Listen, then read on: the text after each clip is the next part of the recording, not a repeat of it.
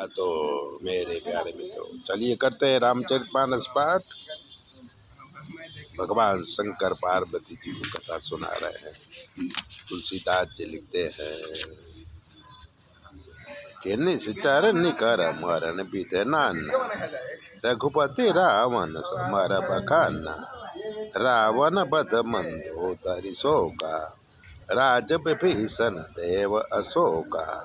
सीता रघुपति मिलनि बहोरी, सुर नकीन अस्तुति कर जोरी।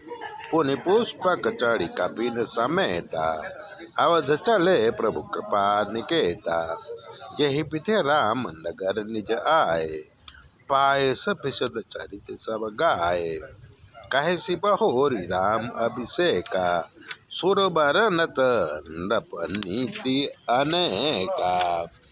तो कथा समस्त भुसुंडी बखानी, जो मैं तुम सन कही भवानी। तो सुनि सब राम कथा का गनाहा, कहत बचन मन परम उचाहा। तो गायऊ मोर संदेह, सुनऊ सकल रघुपति चरित।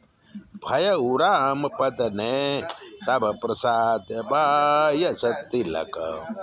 तो मोहि भयो अति मोह, प्रभु बंधन रन महु निरखी।